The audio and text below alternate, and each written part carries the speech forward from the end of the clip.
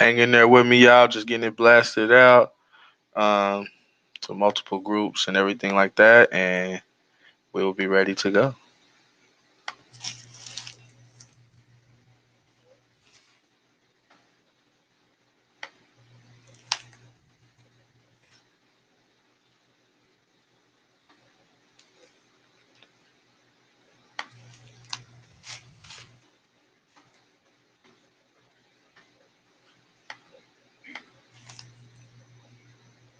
All right, about to get going here. Hey, we ready to get going? It's gonna be a great show. Cover a lot of topics. About to get it. Let's go. Timeout, overtime, hot take, debate, penalty by so many options. We on the way. Unapologetic opinions, guests checking in, so I share on my social. Merch going up, my brother he going global. Ads hold it down for the ladies, they need their own show. But we right back with it. Timeout with Coach Cam, we shouldn't miss a minute. Yeah. But we right back with it. Timeout with Coach Cam, we shouldn't miss a minute. Yeah. Hey, what's up, y'all? Welcome to another episode of Time Out with Coach Cam. It's your boy Cam Chancellor, and of course we'll have Tori Willis join us here soon. We got a lot to cover today, man. We'll cover the Bengals news, hiring offensive line coach Frank. Oh, excuse me, hiring Frank Pollack as the offensive line coach. Excuse me. Also, we'll discuss the Bearcats losing Marcus Freeman and how that affects the Bearcats moving forward. We will cover the Ohio State versus Alabama game, and we'll talk about Wild Card Weekend and much more. So we got an action packed show coming coming for you for sure. I'm excited for it. It's been a week really full of action, as far as you think about it, as far as the sports world, and far as being a Bearcats and a Bengals fan. So definitely excited to talk about it. But I'm going to get into it right away. Um, the Bengals, the Bengals, they hired Frank Pollack as their offensive line coach. Uh, you know, and I think it was a great hire. Um, you know, it's a massive upgrade from Jim Turner. I said, "Smile, Cam, you lie." I know, man. I was just serious trying to get it going. Um, but yeah, we right back with it for sure. Every Sunday, and once during the week for sure. But to discuss the Frank Pollock hiring, I think that's an excellent, excellent hire for the offensive line. And not only is he the offensive line coach, you're talking about bringing him in as the run game coordinator. I think that is huge. Frank Pollock in 2016 and 2017, coached one of the best lines in football as far as Dallas goes. Honestly, I know some injuries has hit Dallas, but once Frank Pollock left, Dallas, you start to see their line regress a little bit. It shows you the testament, and shows you what kind of coach Frank Pollock is. No nonsense type of guy. You got to be nasty and physical to play for him. He said that multiple times. You got to be nasty. You got to be nasty. And remember, Joe Mixon led the AFC in rushing when Frank Pollock was here. Zach Taylor, he should have never, ever, ever thought about letting go Frank Pollock. And people said that Frank Pollock left on his own. No, that's not true. That's not true. Frank Pollock did not leave on his own. Zach Taylor wanted his guy in Jim Turner. That's what happened there. And I think what we're seeing here, I think what we're seeing is that look, Zach got some power still as far as personnel. He got a little say so. But I think the front office said, look, dude, Jim Turner's not it. Jim Turner's not it.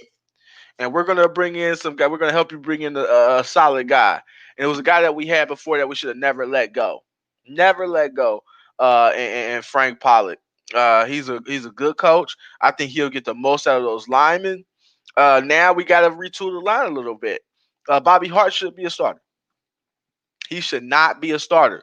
But in meanwhile, We were ranked 11th when he was here overall, as far as Pro Football Focus rated on the line with Bobby Hart on the line. That kind of shows you what he can bring, what Frank Pollack can do, with the team and with the offensive line. I think you still need to spend money on that line. You got to attack in free agency. Chris, I see you here. What's up, baby? You be here every Sunday. I appreciate you. Frank Pollack, beautiful hiring. Need to get him the parts to be successful. Exactly. We got to get him some parts too. Now, I do think it's some players that he can work with to improve.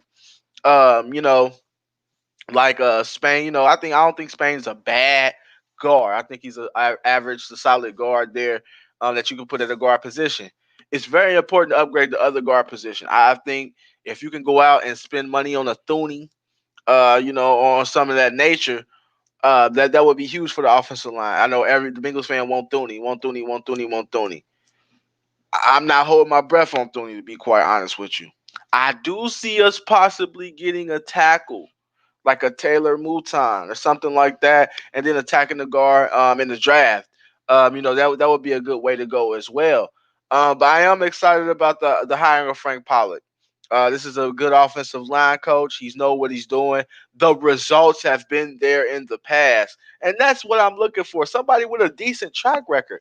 Don't give me a Jim Turner who's never done anything, who's never been successful really in anything. That's my whole thing with the hiring of Jim Turner. He was a bad person. He was a bad coach. And then you brought him in here, and the first thing you wanted to talk about as far as Zach Taylor was accountability and culture. How the hell you gonna talk about culture and bring in somebody like Jim Turner, who was part of a bullying scandal, who was part of a sexist scandal at Texas A&M? That's not building the culture. That's my issue. It seemed like the culture and the accountability only only really was pointed to the players. No, no, no, no, no. That's not fair. That's not fair. Coaches need to be held accountable too. And I'm glad that we made that move because it's very important to make that move. Joe Burrow. He's our franchise quarterback. We can't have him out there with first of all with a bad line, and on top of that with a bad offensive line coach. We can't have him out there like that. And I think that was very important to make that move. Like I said, I don't root for nobody to lose their job, but Jim Turner should have been gone. Should have been gone after last year. The line went from Frank Pollack, which was rated 11th in PFF, to near the bottom. That lets you know right there where we were at, as far as coaching. So I definitely like the Frank Pollack move. I think it was a great move, and I think you'll see much better offensive line in 2021. And Joe Mixon went on Twitter and he was ecstatic because what's crazy is last year when he scored a touchdown against the Jets when they beat him, he gave the game ball to Pollack. The players when Pollack left hated it. They couldn't believe it. So exactly, when a team culture is bad, you need proven people in charge. Exactly. Exactly. You need proven people in charge. Let me see here. You don't think the injuries was part of the line being bad? No, I do in certain degree, P, I do. However, though, my issue with this, before the injuries happened week 1, we didn't have no injuries. Joe Burrow was running for his life. Week 2, he was getting pounded by the Cleveland Browns, found a way to get 30. So Jim Turner is a bad coach. We had Bobby Hart and them in 2018, and the line finished 11th. You do need some players. Don't get me wrong. It's a players' league. When you get to professional sports, you need the horses. You need the dogs. But however, coaching plays a part. Sia Philo went down. He's a bum. He's a bum. He's been a career backup in Dallas. So losing him was kind of like, and putting in maybe. Now I will say this: putting in Billy Price was crazy. That was crazy. and then putting Fred Johnson in at right guard, who never played a snap at right guard in his life, and put him out there on a Thursday night game when he never had reps there, was an absolute joke. That's Jim Turner. That's what I'm saying. Jim Turner's not putting guys in position to be successful. He's just throwing them out there, playing musical chairs, and was praying that it worked. That can't happen. That can't happen. That's what I'm saying. Uh, I got my boy Jay Coop in the bill. Seattle messed up the money. Seattle wasn't a play yesterday, Jay Coop. And don't blame me, cause I ain't say Seattle. I ain't tell you Seattle. I ain't tell you Seattle. The Rams plus the 3.5. You could have bought up to 5.5. That was the play. All them games all year has been close. They lost 13-9 at Seattle during the regular season, and they won 23-16 in the regular season. About plus 5.5 was the play for the Rams for sure. I didn't like the regression of Billy Price. I'm gonna be honest. Billy Price wasn't good to start with. P. He wasn't. Coming into the NFL, I said Billy Price will be a bust if we pick him. I wanted Frank Ragnow, the center at the time. However, he got picked one spot above where we picked, one spot to the Detroit Lions. I said, do not reach for Billy Price. I said he's a terrible, terrible center. I know he's a terrible center too.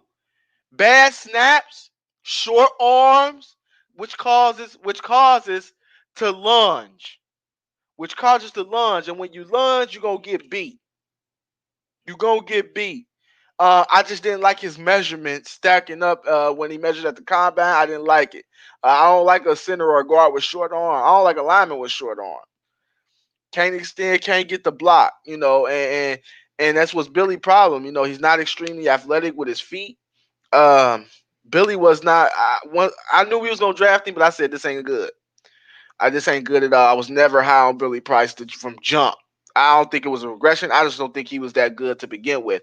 And I think if he measured out and actually got to do the combine before getting hurt, he would have dropped to the middle of the second round or third round, perhaps. That's how bad his athletic measurements were. Seriously, moving forward. Let's see here. Moving forward, so what you got today, J. Cool? What you got on the menu today? But all in all, I love the Frank Pollack hiring, and I think that will definitely get our offense moving in the right direction. All right, mock draft time. Mock draft 1.0. Now I like to do mock drafts. Like I said last week, I'll do one mock draft. Um, a month up until April, and then April I'll bring them every week until the draft. Until the draft time. Um, Now on the mock draft here, ain't the ain't the Bengals hiring? Maybe you need to apply, coach. Hey, it may be a little bit above my head. I would take a GM position. I know what it take to build a team. I say, hey, Mike, give me the cheapest contract you can. I'll do it. I definitely. We tend to reach. That's why we need more. Exactly. I mean, we reach for players in the draft because we need a position, and I'm scared as hell, Chris. I'm not gonna lie. I'm scared as hell because if Penei Sewell's not there, if Jamar Chase is not there, I don't want us reaching at 5 for a Slater or anything like that. I want value. So if you could trade down out of that, if Sewell or Chase is not there, please do. Even Pitts. I know people love Pitts, and I love Pitts too. 5 is too high. 5 is too high for Pitts. I think if Sewell or Chase is not there, you have to look at trading back. But I did do a mock draft, and sometimes the way the mock draft boards fall, you got players input, that drop, that ain't gonna drop, and we know that. I know the draft is crazy, but certain players is not gonna make it, past the first round or past the second round. So I try to be as realistic as possible when I made this when I make this mock draft. But what we got here, and I know it's gonna be hard for you guys to see, it's a little small. However, at 5, I didn't trade down. I kept the picks that we had. At 5, Penei Sewell was on the board. Taking him. taking him at tackle. I'm cutting Bobby Hart, and I'm putting him at left tackle, and I'm moving Jonah to right. Or I'm putting him at right, leaving Jonah at left. Whatever you want to do, those two are going to be my tackles, Jonah and Panay. At 38, I picked the tight end out of Penn State. Joe Burrow loves tight ends. He loves tight ends. You know, and to have a tight end, um, for Joe Burrow is huge because he loves using it. And I think a tight end will be important, especially with C.J. Uzama, who is really becoming a huge target for Burrow before he tore his Achilles. I think he'll need a little help. And I think the tight end from Penn State, Pat Freeman, yes, I think he will definitely help us moving forward. Joey Woods, I know you say Kyle Pitts. I love Kyle Pitts. I just think at 5 that's picking him too high. I'm not high on picking tight ends in the top 5. I'm sorry, that's just not good value to me. Um, Jay Coop, I'm taking Ravens, Saints, and Cleveland. That's not bad. I'm not taking Cleveland though. They don't have their head coach. The head coach is their offensive coordinator who calls the plays. I definitely wouldn't take Cleveland. Just to let you know that. Um, what about Smith from Alabama? He's too frail and brittle for me. I watched him in that SEC title game. Oh no no! I watched him in the national championship semifinal game. It seemed like every time he got tackled, he was getting up grimacing, fell in the end zone, his tailbone hurt. He on the sideline. I'm not. AFC North football is physical. It's physical, and you got to be able to withstand the punishment. I don't need another John Ross who can't take it. You know what I mean? So Smith is good. He's darn good. If we draft him, I wouldn't be mad, but I'm concerned about him being staying healthy in this division, in this rough, tough division. Yep, Kristen hit it on the head to me. I'm leaning towards the Penn State tight end as well. I got Cleveland. Cleveland ain't. They don't have their head coach. They don't have their play caller. COVID crazy. There's no way Cleveland's winning that game. Now, if you want to pick them +6, maybe I wouldn't. I'll buy a whole bunch of points because that's Cleveland ain't got a chance today. They're gonna look like the Bengals on the big stage today, especially with no coach and their play caller gone. I don't see positive results for the Cleveland Browns, to be quite honest with you. All right. And moving on to a third round pick. I would like for us to draft a corner. I think we're weak at that spot. I would like Kerry Vincent Jr. out of LSU. That's someone that'll be there around second or third, second or third round pick. I like that. I like that pick. We got some Browns fans up in here. But don't get me wrong, I hate the Steelers. I just don't see it happening. But at the third round pick, I got Kerry Vincent Jr. At fourth round pick, I have a speed receiver there um, since I did not pick one high.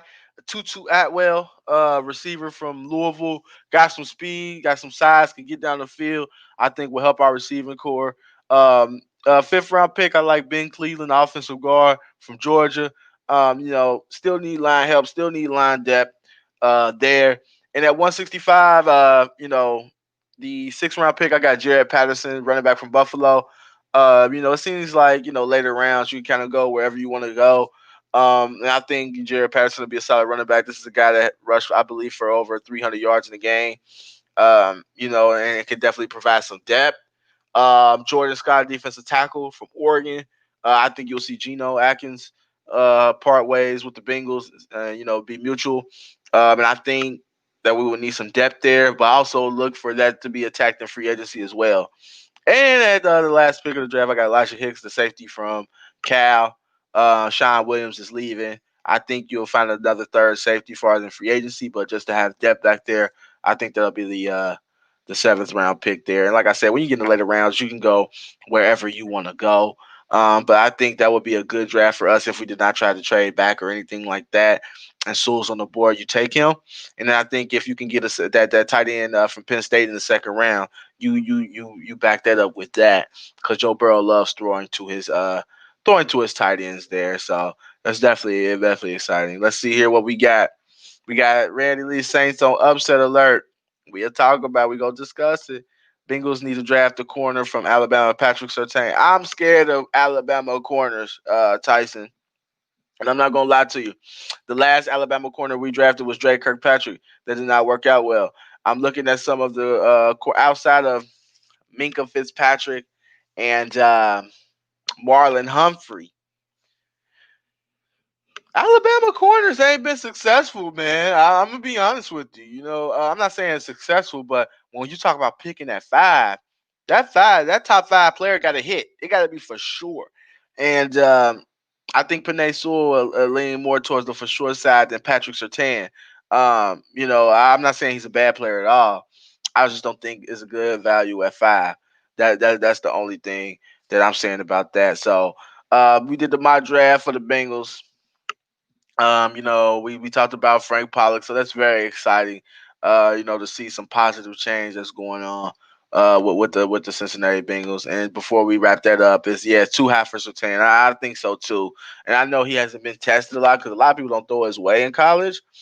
But I'm just not high on Alabama corners like that. I haven't been. But we'll see. We'll definitely see. We'll see how it go. Jay Coop, watch their board is going to be totally different from yours. Watch, it's going to have you like, what the hell? Hey, Bengals don't surprise me. I'm just saying what I would do if I was in their position. I think, attacking the line, drafting at least two linemen, is huge. I think getting a tight end is huge if we don't get one in free agency. And also, it wasn't available on me on the board, but the edge rusher is huge. We gotta get pass rush as well. I mean, just not sacking the quarterback, not getting to the quarterback. So, uh, just that's it for the Bengals. Definitely, like I said, exciting times because I think Frank Pollack is a great coach, and I think he'll help us moving forward, help the line, help the run game, and then ultimately all that does is help Burrow. So, I'm excited about that, and let's see if we can make more positive moves in the offseason. Now, I'm going to bring in my homegirl Tori here. What's going on with you? Hey, coach. Hey, how's it going? And now we got to talk about our UC Bearcats here. We was holding out hope that Marcus Freeman would stay. And if you don't know, Marcus Freeman is the was the defensive coordinator for the Cincinnati Bearcats. He accepted the position at Notre Dame. Uh, I'm gonna let you talk about. I'll talk about it real quick. Uh, I'm sick of Notre Dame. I'm sick of Brian Kelly. You not only you leave us in the past, and it's not that you left; it's how you left. You lied to the kids. You lied to the public. So okay, I forgave you for that because it's been a long time. I said, you know what? You brought UC football out the dead. I forgive you after a long period of time. Now you turn around. Now you're taking our coaches. Took Mike Mickens from us as a DB coach. Now you're Mhm. taking um, Marcus Freeman. I'm like, come. And what makes it hard? We play them next year. That's what stung me the most. And I'm like, we played him next year. Marcus Freeman knows exactly what this offense does. He sees it every Exactly. day. I mean, he sees it every day. So our offensive coordinator gonna have to come up with wrinkles and everything. And you know what? I'm not here to bash Marcus Freeman. He deserved it. He deserves the recognition. He deserves the raise. He deserves the upgrade or whatever you want to call it. I'm just saying it was tough to see, especially when we play them next year. And like I said, he could have went anywhere but Notre Dame. But I always thought Notre Dame was the one that could pull Fickle away and could pull Freeman away because they're Mhm. close. But both of them have six kids. Crazy, right? Both of them have six kids, and they're not moving anywhere. I tell people all the time because people tell me, "Oh, Fickle's gonna leave for this. Fickle's gonna leave." You're in trouble. This is not Ash. Chris, this is Tori here. Don't get beat up now. You had it right. You had it right last week, and you Yeah, messed up last week this we were week. right. This week I All don't right, know there we go. what There we happened. go. He fixed it. He fixed it. There he is. He fixed it. He fixed it. But no. Overall, man, it just stung because we didn't lose our head coach. That's the big thing. I know everybody like, oh, y'all in trouble. Fickle's a defensive mind. He's not gonna put anybody in here that's gonna be garbage. It just But sucks. it's It's Fickle the best. staying. Yeah, it's the best. It's the best. He's the best defensive coordinator in the country. He showed But that. You take has Fickle confirmed that he's staying? Fickle staying. Fickle Yeah, it staying. hasn't been confirmed. No, I can't take it until it's been said confirmed that he is staying. Fickle is staying. There's no other jobs out there right now. Like if so, Texas would have been adding. Illinois tried, failed. He didn't even talk to them. Uh, like I said, Luke makes calculated moves. He's not gonna do what Butch Jones did. Oh, Tennessee offered me. I'm gone. No, Tennessee's not a good job. He's gonna put himself in a position to where if Ryan Day leaves Ohio State, he's next in line. That'll worry me. If an NFL team hire Ryan Day, Fickle will be right up there in Ohio State in a heartbeat. Not far. Could move his kids to Columbus. Easy.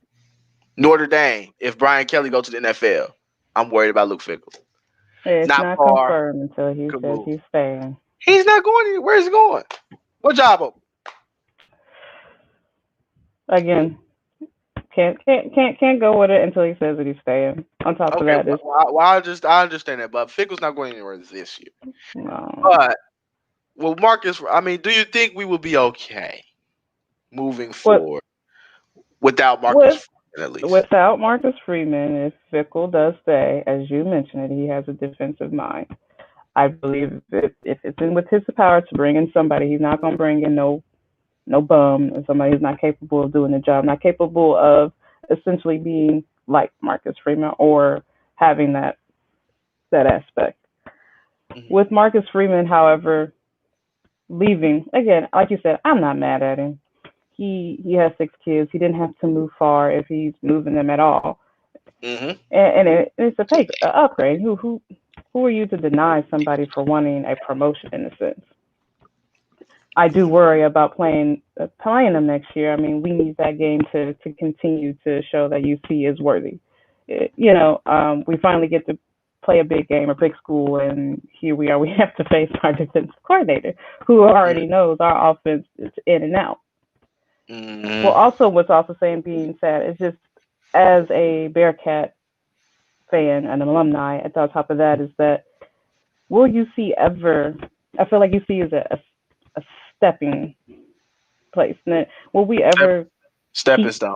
It's a stepping stone. Well, will we ever be able to keep our coaches? Our program will never be. We won't be in Ohio State. We won't be in Indiana. We won't be them if we can't keep our coaches.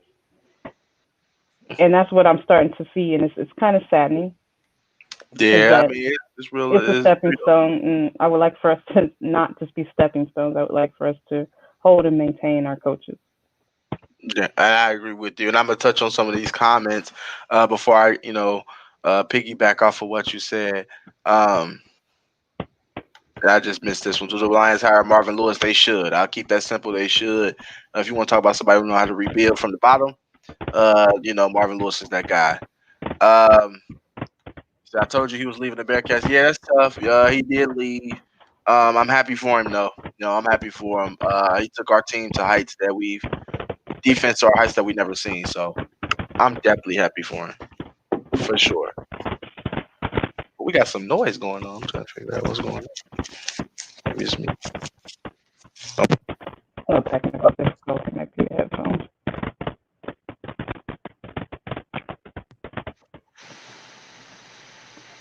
There we go. Okay. All right. Um. Now, yeah, I agree. He could have went anywhere but ND. That was tough. Um. Get paid back next year, beating them in South Bend. It's gonna be tough, man. Like I love my Bearcats. I think they're on a great trajectory as far as football. it's gonna be tough. The defensive coordinator just left to go there.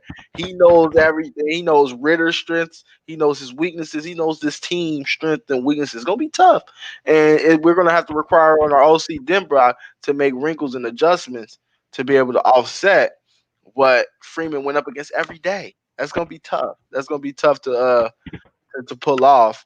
But I'll definitely be rooting for him for sure. Um, ND always messing with UC. Yeah, I'm sick of it. They come in Cincinnati, take the GCL kids too. And it's they really do. They really is messing with our swag right now. Who gonna replace him might be the better question. To answer that, I was hearing maybe they actually we mess with Notre Dame. We bring Mike Mickens back, the former defensive back that was here. He was a defensive backs coach here and now at Notre Dame.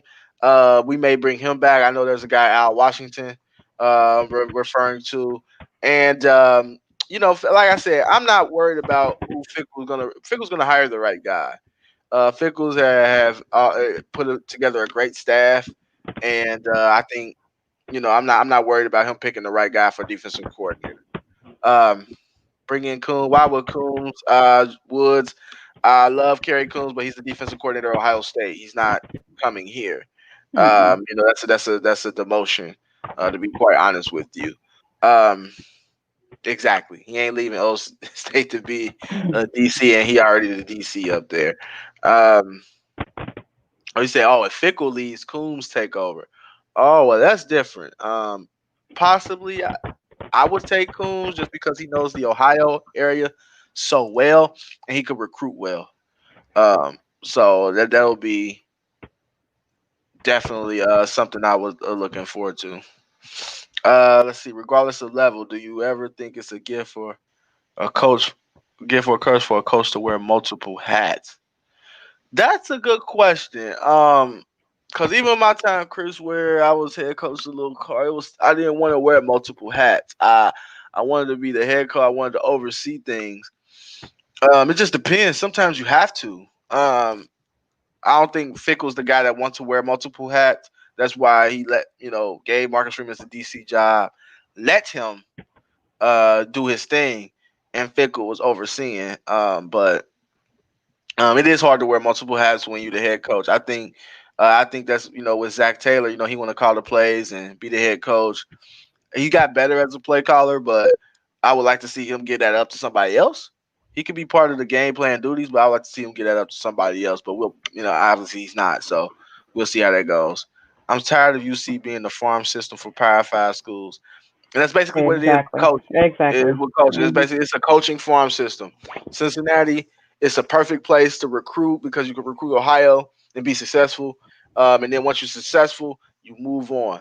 Um, the only thing is though that I'm proud of, and I'm be honest with you, is if you look at things, this is year 4. We're going into year 5. We kept a head coach for 4 years. We haven't done that. Brian Kelly gone. Butch Jones gone. Tuberville sucked. And then you bring in Luke Fickle. Now he's on year 5. That's huge. And what's only huge is it's not like he hasn't been offered jobs. He turned down Michigan State to stay here. So the previous coach in Mark D'Antoni, when we started to get it going, he left for Michigan State. So there's small growth. Not as much as we would want, but it is small growth here. It definitely is. Of course, the game is at South Bend. No way in hell would Notre Dame come to Nippert. Nippert is a place where you will lose if you come here. I don't remember the last time UC lost a home game. To be quite honest with you, especially if it's a night game, you're definitely gonna lose at the Nip. But yeah, the game is at South Bend. South Bend. Got to get in a better conference for it to be seen on a stepping stone. I understand that, but it's just not like, hey, it's not like you just call Big 12 and say, hey, can we go to y'all conference? It ain't like that. Yeah. You have to keep winning like this, keep showing that you can produce players in the NFL and things like that, and then you'll get those calls. But I'm telling you right now, I'm not sure if it's 2024 or 2026. The conference you see it now, it's gonna be all busted up. There's gonna be another realignment. I'm hearing the Big 12 will be no more. I heard that's going to shut down. I heard Texas and Oklahoma is going to leave. I'm hearing Oklahoma may go try to go to Pac-12, and I heard Texas may go to the SEC. If that's the case, the Pac-12 is finished. The Big 12 is finished as we know it. But I agree with that. You got to find a way to bust a move there. Definitely, for sure.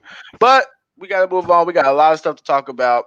So we definitely uh, got to move on here. And like like I said, we could talk about Bengals, we could talk about Bearcats all day. But however, let's get into wild card weekend. Colts and Bills. Now, if y'all don't know, Tori's a Colts fan. Been a Colts fan for a long time. Been a Colts fan ever since I known her. So I know she was watching this game close. I'm not even gonna start. I'm gonna let you start. What was your thoughts on that game yesterday, and kind of seeing how I see most Colts on Twitter kind of let one slip away? I will absolutely not argue with that. That we let that one go. That was mostly that not mostly. That was all Colts. That was bad to bad coaching to just miss opportunities to uh at times just seems what maybe just I don't know bad calls. Earlier the missed field goal, of course, that hurts. We lost about by 4 points. I can tell you where we lost our 4 points at, attempting to go for the two when we should have just took the one. Uh, uh, just it seems like watching the game is just like we had a bunch of missed opportunities in the red zone, uh, crucial fourth down, offsides penalties. It was a much so. I don't think that the Bills necessarily outplayed us. I think that us as Colts, we kind of played ourselves in that game. For Philip Rivers, not being the biggest Philip Rivers fan at all, I think overall he had a very good game. Uh, Mhm. I got to give him that. It was just a lot of missed opportunities, dropped passes, etc. Like we, in a nutshell, beat ourselves, um, and it just don't get no different than that. Yeah, and you know what? I agree with you, 110%. And like I said, I had the Bills to win. However, um, the Colts blew this game. I felt like they controlled the line of scrimmage for the most part with the run game. Jonathan Taylor and Hines, you know, got into the red zone, crossed the 50 multiple times, just couldn't really Couldn't. cash in. And I got to look at the coach a little bit. I love Frank Wright. I think he's a great offensive man. I think he gets the guys ready to play. But man, some of those decisions yesterday really cost them. I know the thing was, coming into the game, we gotta get touchdowns because the Bills score so well. But you Mm-hmm. can't give up points. No, In playoff games, you got to take every point you can get. takes two. And them not taking the three early hurt them. Of course, obviously they missed the three, and then decided to go for two when you didn't have to. I understand. And you know what? This is where analytics piss me off. Analytics say if they defensive committed penalty and you at the one, go for two anyway. I mean, but if I'm down 8 and I kick the field goal, I'm down 7. You see what I'm saying? And then all I Mm-hmm. need is a touchdown, and not a touchdown in Mm-hmm. the two. Two. To me, it was just I was confused on it.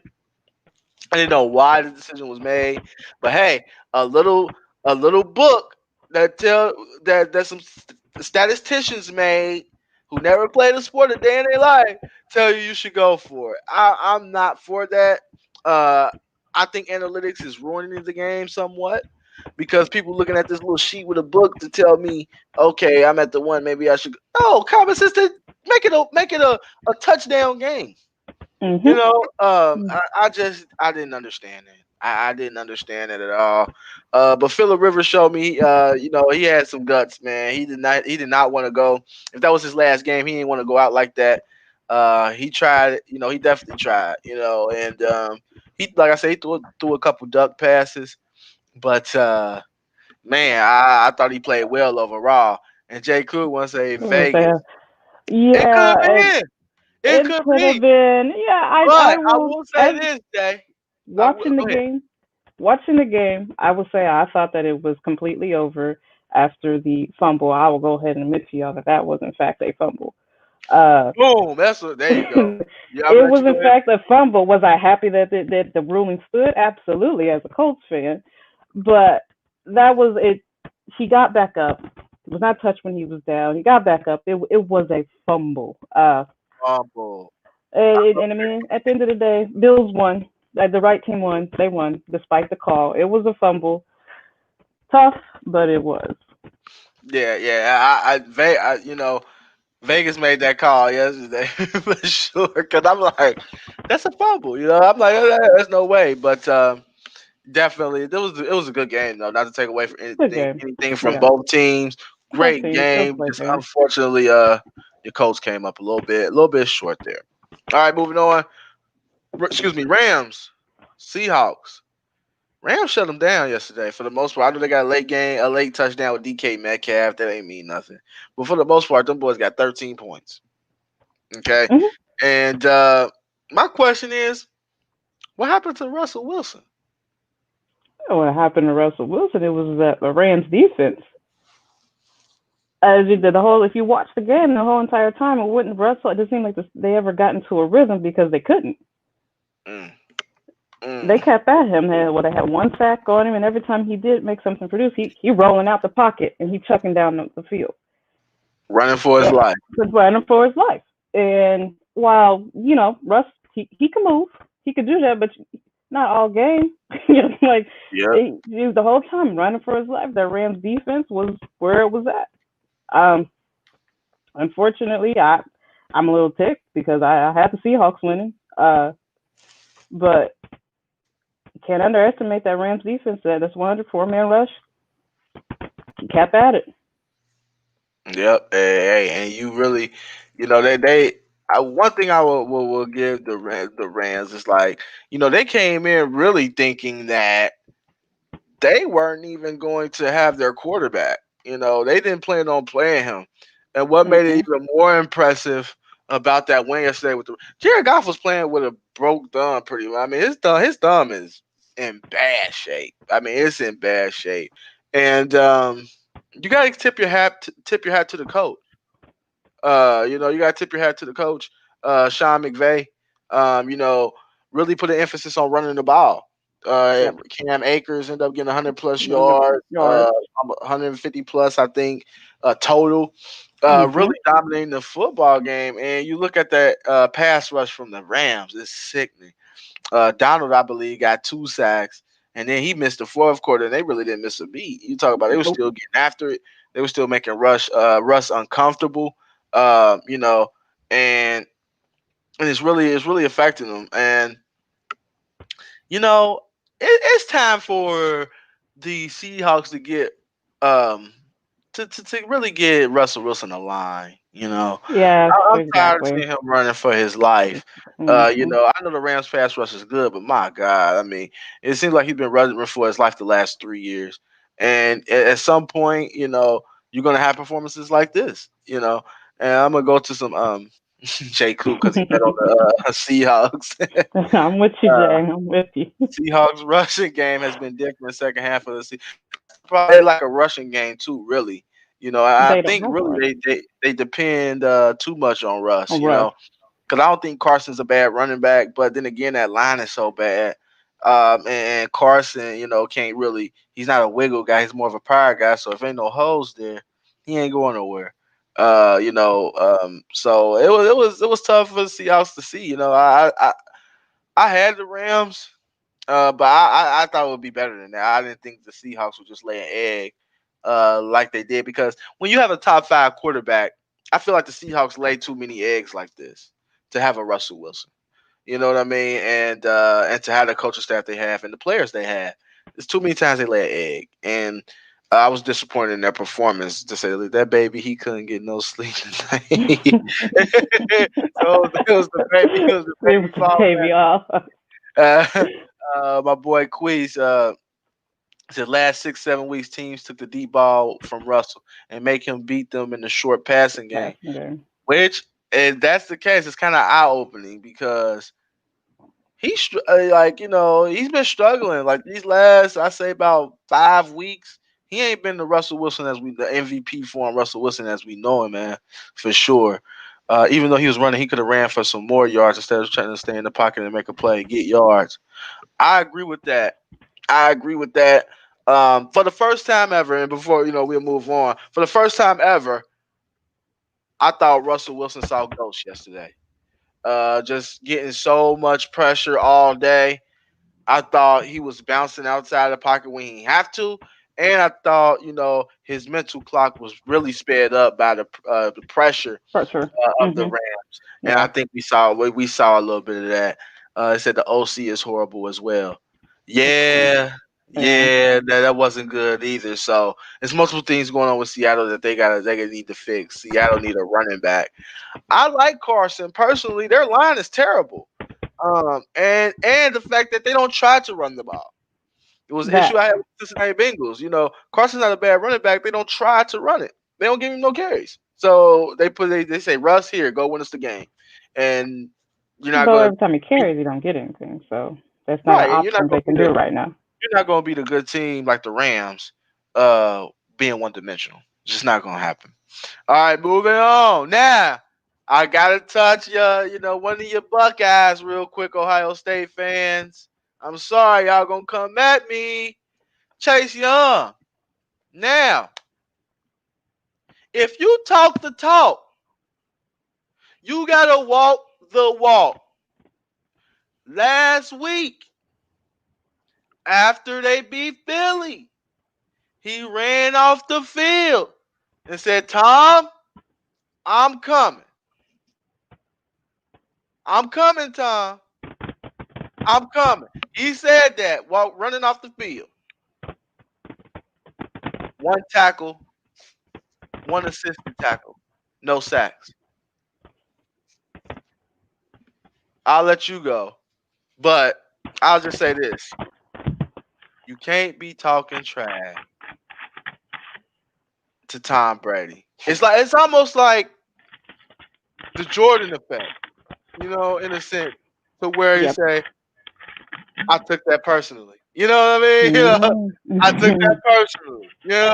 And and Tom Brady, that type of guy. Whatever you tell him, well, you talk a little trash on him, you take a little dig at him, he gonna take it for he's 43, won 6 rings. You gotta take anything you can take to get fired up. Best believe he used that as bulletin board material for his team and for himself. Here I gotta respond to this. Man, don't do that. That's a rookie getting hyped. Well, rookie gotta learn. He Rookie gotta gotta stay humble. learn. You can't say you coming to get time. You gonna sack time. You gonna do this to time, and you don't touch time. That can't happen. It's a rookie getting hype. I understand, but he gotta learn. He can't. You can't do that. Just go out there and ball, bro.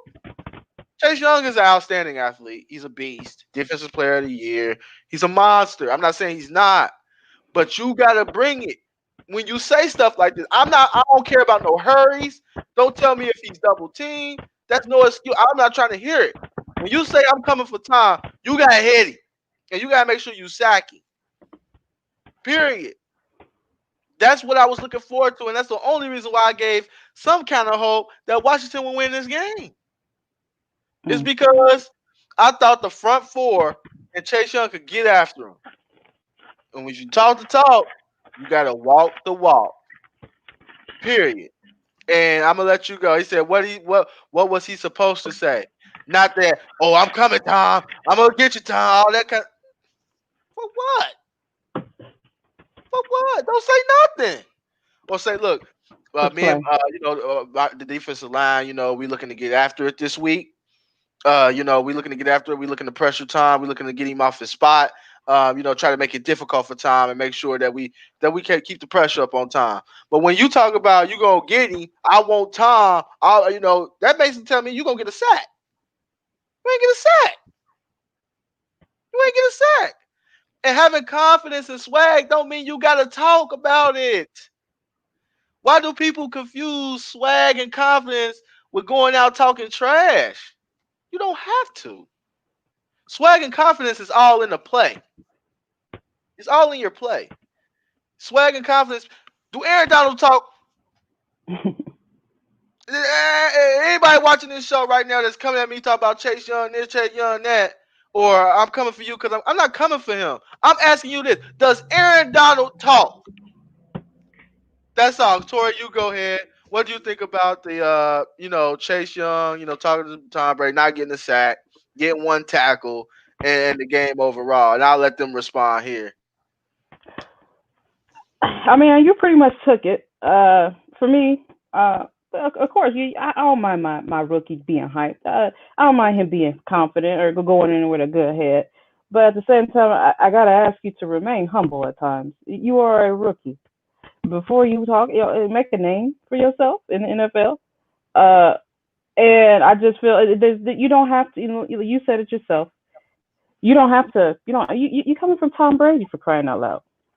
Not the biggest Tom Brady fan ever, but I'm not going to deny his greatness. You said it yourself. It's the Jordan effect, in my opinion. I took that personally. You don't think Tom Brady took that personally yesterday? Absolutely. And you got what you got, the results. And don't shoot yourself in the foot. It's that Just go simple. out there and do it. Yep, I and don't, I don't want no talk. I want you to. I want your action. that's So all. That's that's it. all.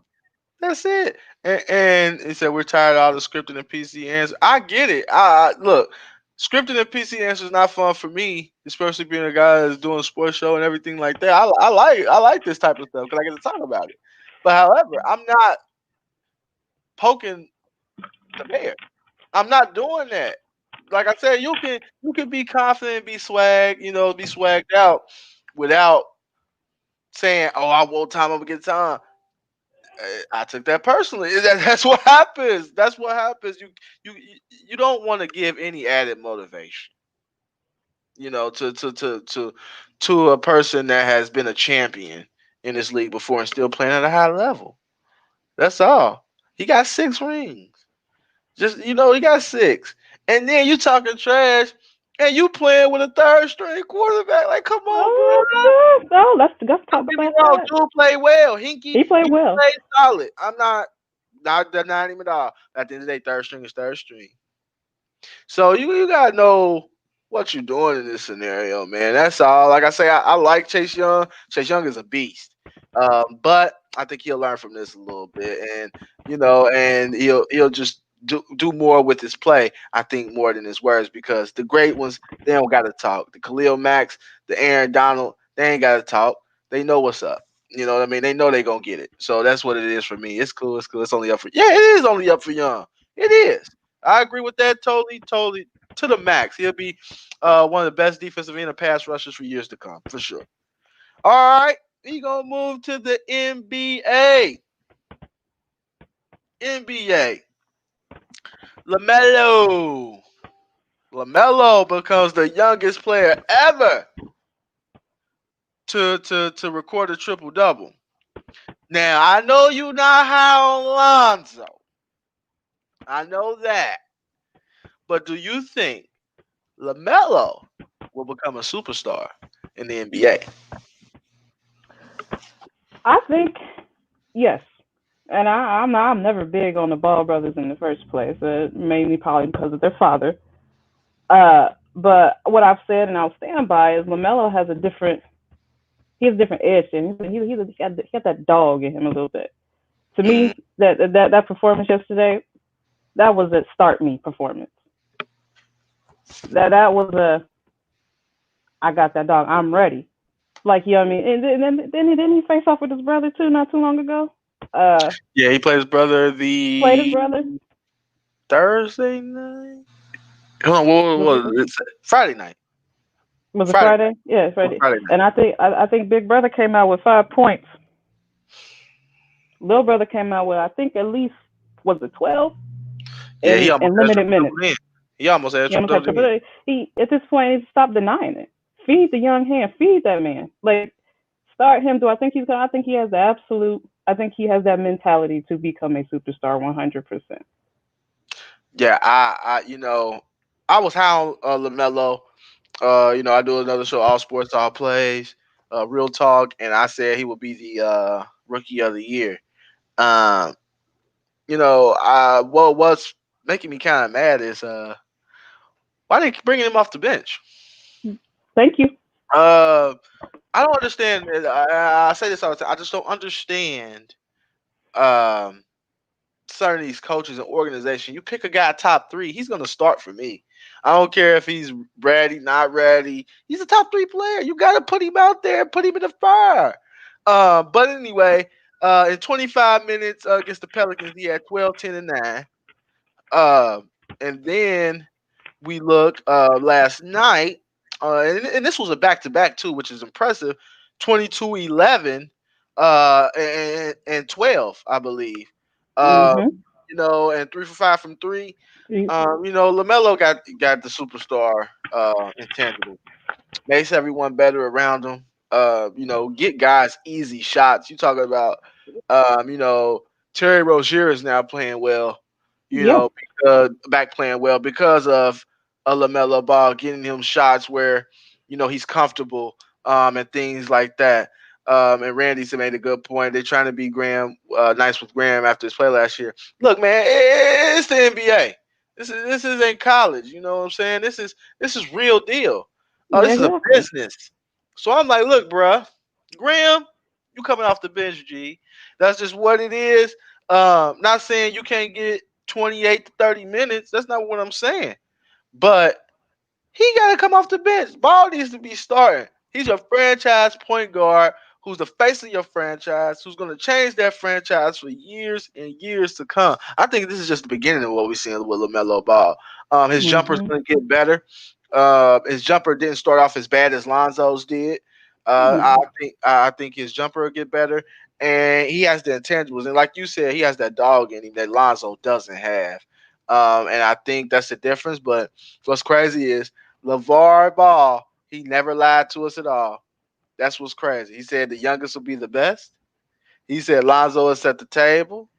And the only thing he waiting for maybe one day is all three will be on the same team or something. But all in all, LeVar ain't lied to us not a day. So you can be mad about how he approached it, how he talks, but he ain't lie.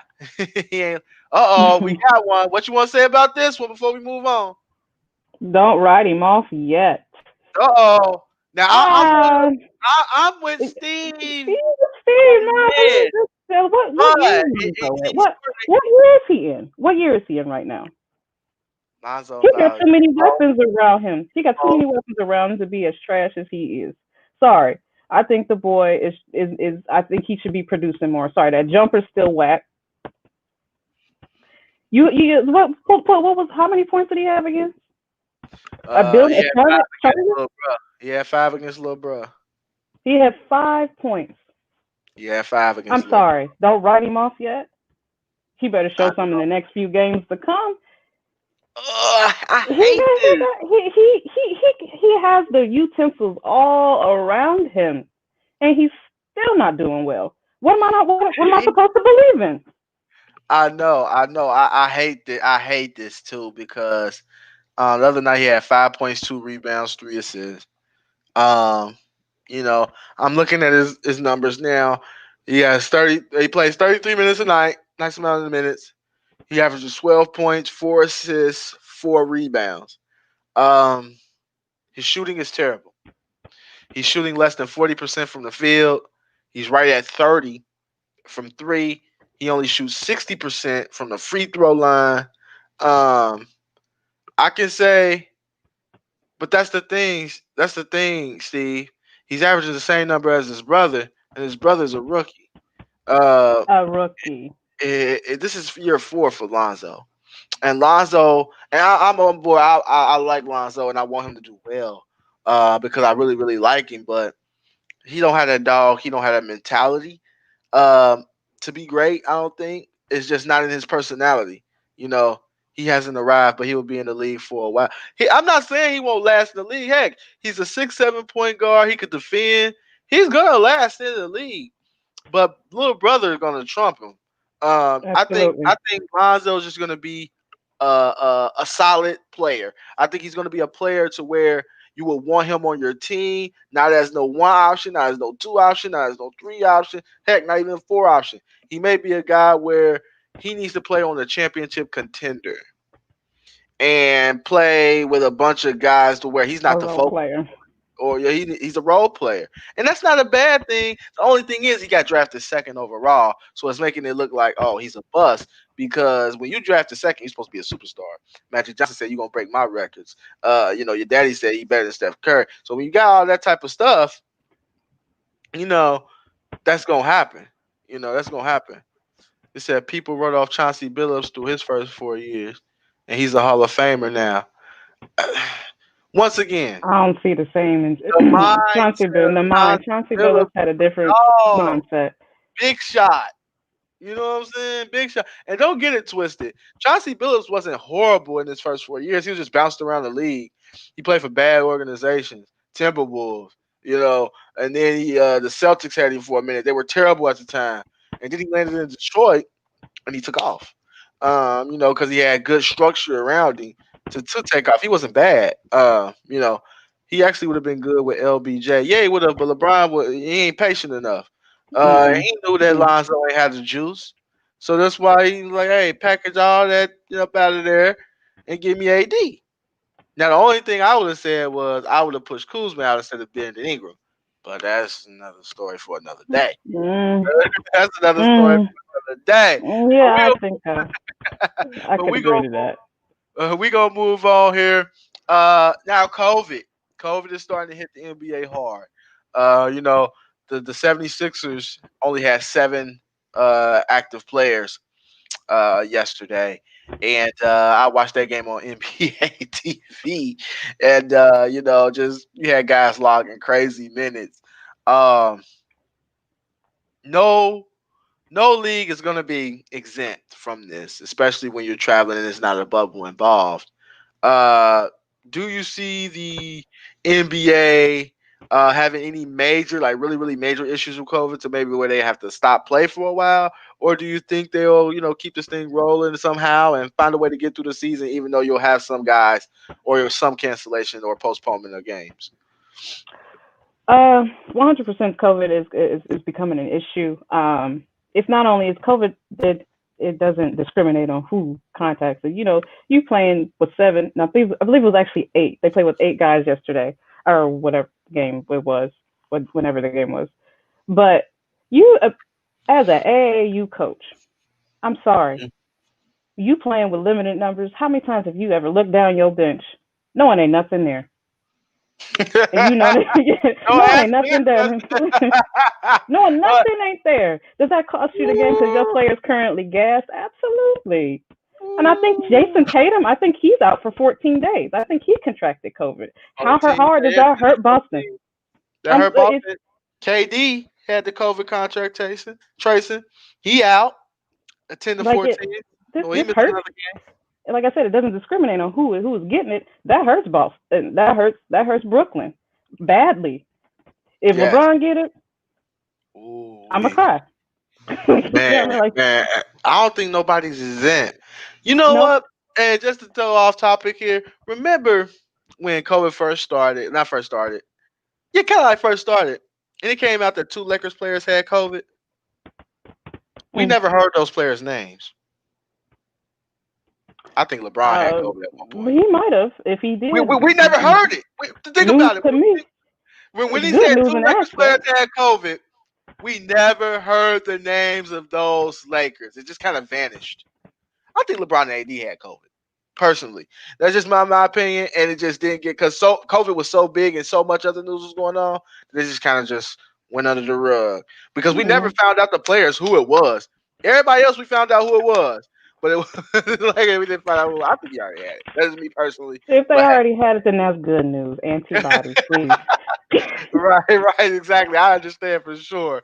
But it's a hard call. I really think that COVID it's gonna hit hard. We're gonna see a lot of teams that's gonna end up like the 76ers ended up.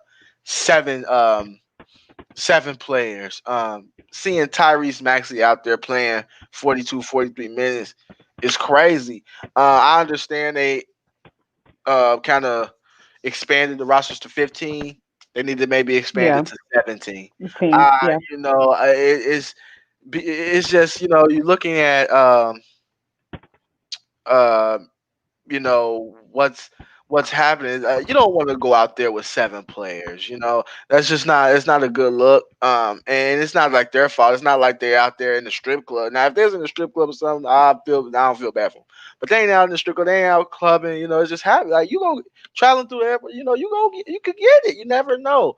But it's gonna affect a lot of teams. I don't think they'll shut down. Uh, I like what Jay Coop said. The money say it's gonna keep going, and it is. If the NFL ain't shut down, NBA ain't shut down. NFL had it crazy. I'm talking about postponing games, playing games on Tuesday afternoon, Wednesday morning, whatever. They was getting it in, however. But they're not gonna shut this down. They're gonna keep it going and find ways around it. The NBA does a good job anyway, so I think they'll Yeah. figure something out. It said hard call next 2 months will tell for sure. Also, we got confirmation said it was Cook and Dudley that had the Rona before. Okay, I didn't hear that. I Uh, missed that one. I missed that one completely because I said LeBron is superhuman, and nah, he is, but that Rona can hit that anybody. Rona does not discriminate. I don't care about how And well he look, take care of look, his that Rona real. But Antonio saying my Buckeyes, yeah, they got hit with COVID hard. We'll discuss this before we end the show. But moving on, our last NBA topic here, James Harden. We ain't heard nothing about. He's been injured, supposedly with an ankle sprain, right? Um, Mm, you know, at this point, we ain't heard no movement. We haven't heard any movement of James Harden. He hasn't really been playing. We don't know if he's just sitting out, acting nursing a ankle injury, or is he serious? We don't know what's going on. I'm gonna ask you: is the market drying up for James Harden? Because I ain't hear nobody. I ain't hear nobody want to trade nobody. for him. I ain't hearing no movement. I ain't heard anything at all. Do you think anybody want James Harden at this point in time? Is he stuck in Houston? I'm go ahead and say I think he's stuck in Houston. Yeah. Uh, just as you said, you have seen no buzz about this. For James Harden to be as big name as he is, even nobody seems interested. Nobody seems to want to. And at what does it cost you to get him? There's not a team that I can personally think of, other than maybe the Cleveland Cavaliers, but even then, that I could personally think of that I feel is worth James Harden. On top of that, how do you market someone who's essentially their organization has given him everything? Mm-hmm. How do you market that, or do you just consider like, well, if they give him everything, then how's he gonna feel with us? Mm-hmm. And Yep. so, I think he's stuck in Houston, and no better way to if the market just goes dry, and potentially devaluing himself. Mm-hmm. Mm-hmm. And I see 2 comments here that's really telling. He said, "Let that man go." And I got Mr. Smith here says, too too big of a contract. Someone will step up close to the deadline. They will give up less at that time frame going down, which is why the Rockets need to be really proactive here. Mm. They need to be proactive because you don't want a situation where the value gets so low that you really not getting. First of all, you're not gonna get full in return for James Harden. You're not 34 points a game. We can say what we want about James Harden. He's still a superstar in this league, and you're not gonna ever get that full back in return. But you want to get some pieces back. You want to get close to the value back. And if the longer they wait, the worst trying to trade deal they're gonna get. I'm all for what Jay could try and find a way to get him out of there, but somebody But gotta for want him. who? Somebody got to want Somebody him. gotta want him. I understand that, but I was on board busting that up. Excuse me, busting that team up. Period. They can't win a championship the way they constructed. So what you want to continue to be around the 9 seed or 8 seed, 7 seed, and maybe get in the playoffs, and then not get a chance at a number one or a high pick because you mediocre. That's the worst place to be in professional sports is where you're mediocre. So I feel like they need to bust it up. Now to who I don't know, but somebody gonna take James Harden. You better believe it. I told you they need to get on the phone with the New York Knicks. The Knicks is the only team I feel like they'll be desperate enough to do it. They need a star in Madison Square Garden. They haven't had one in forever. He'll bring this, once they get fans back, he'll bring butts in the seats. And I think it fits James Harden. He needs to be the only superstar on the team. Put him around a bunch of role players and guys. He needs to be the man. Let him dribble all he wants. Let him shoot as many threes as he wants. Let him shoot as much as he wants. Let him ISO as much as he wants. The Knicks will be a good fit for him. I really do. Um, if I'm the Rockets, I get on the phone with the Knicks ASAP. Give me your pick. Give me a couple picks. Give me some young pieces, and let's make this deal happen because Rockets ain't going nowhere with the way they construct it anyway. All right, just to touch some of these comments. Nope. Who going to have the convo with him about changing his game to contribute to whatever team gets him? That's a good point. I give you that because he can't be dribble, dribble, dribble, dribble, dribble with everybody. Yeah, you can't do that, and that's going to be interesting because from what I heard, is that he's hard to coach, and he's kind of an asshole. To be quite honest with you, that's the only way I can really put it. Let's see here. He has 2 years left. They need to hold on to him until they get what they want. But the longer as they go on, Steven, they're not going to get what You they don't get want. what They're going you to get want. less what they want. Because if it go into next year and there's only 1 year left on that deal, oh, you better believe it. They're not getting nowhere near close to value. So you got to try to get some at the deadline or something, man. You got to try. Send Harden to Cleveland or Sacramento. Damn. Jesus. That, that's bad places right there, man. Jesus. Uh, them both what I say what can go wrong will go wrong teams. Those are both those type of teams. He needs to go to Chicago. Can't play with no one. Zach Levine in a draft pick. That ain't too bad. I mean, might as well. I mean, James Harden can't play for a contender where a team is already a contender and you come in. Like people said the Bucks at one point. And for me, nah, because it's Giannis' team. I just feel like he got that personality where he step wherever it is, it's gonna be my team. I worry about that with James Harden. They said the Knicks are better without him. Maybe, but the Knicks need some star power. They need some star power badly. But moving on, our last topic, we have to talk about the national title game and give an opinion. We have to give a winner of Alabama versus Ohio State. Now, Bama is obviously the favorites. Justin Fields said he's ready to go after taking that shot, a couple weeks ago against Clemson. It's going to be a good one. It's going to be a good one, I think. I don't think it's going to be a blowout like some people predicting. Um, who do you have? Ohio State, Alabama. I'm not a fan of either team, for real, for real. Right. But I do like a good underdog win. So, but Alabama is slated. They're the favorites, so I'm gonna go with the underdogs and go with bring it back home to Ohio. Ohio State. Before all this COVID stuff, man, you know, I would say um, Ohio State. It's crazy to say. I would say Ohio State. I know people think I hate Ohio State, and I do. But I thought that they would match up good against Bama.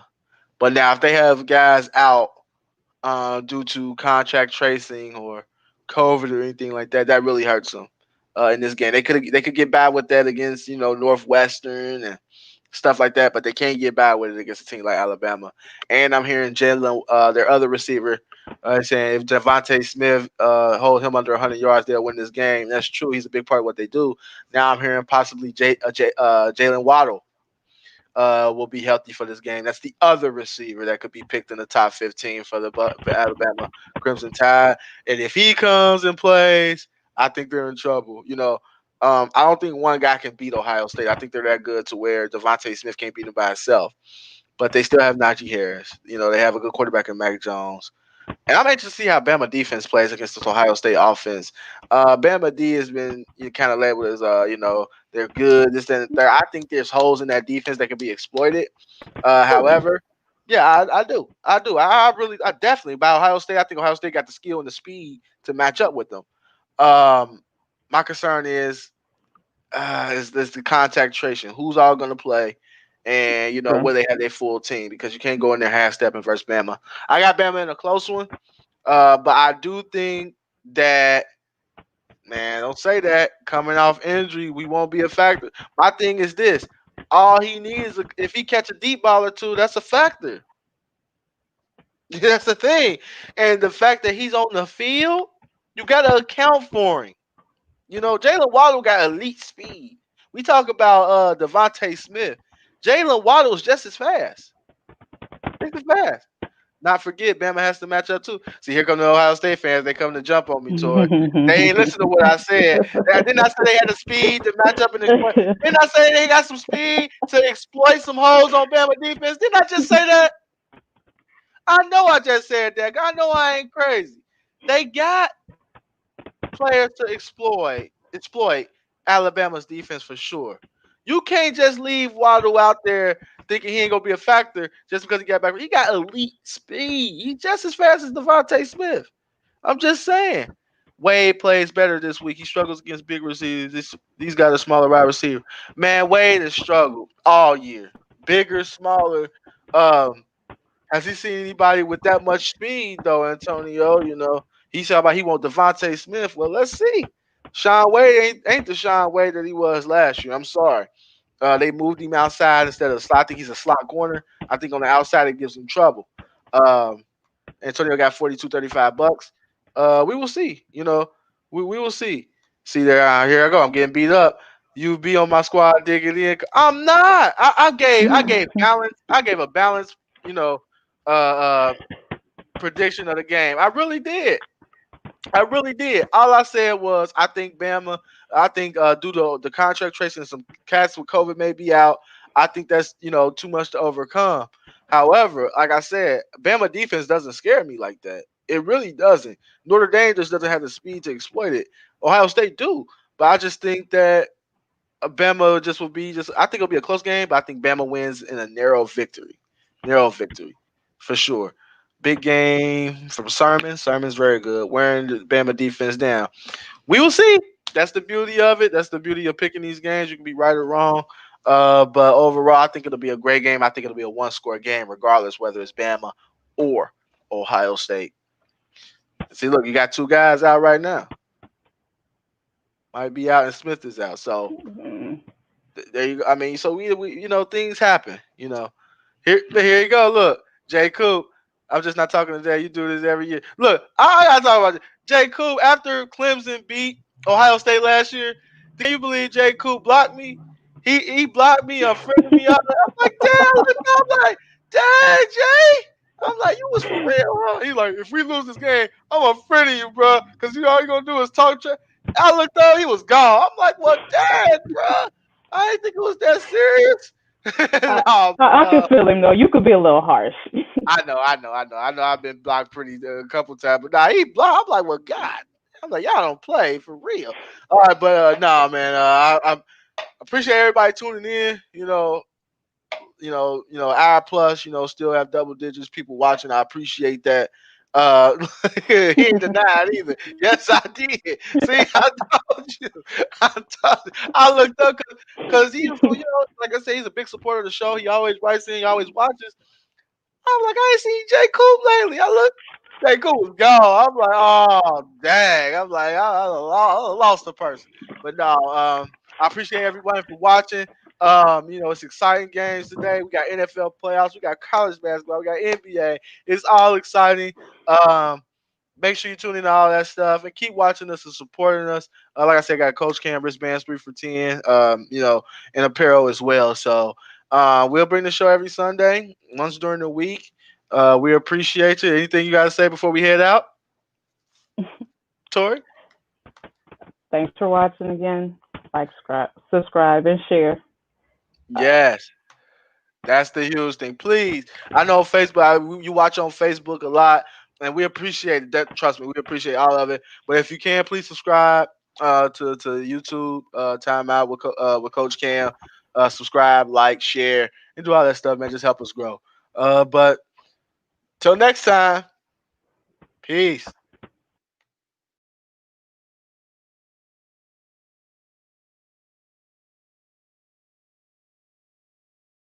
Timeout, overtime, hot take debate, penalty by so many options. We on the way. Unapologetic opinions, guests checking in, so I share on my social. Merch going up, my brother he going global. Ass hold it down for the ladies, they need their own show.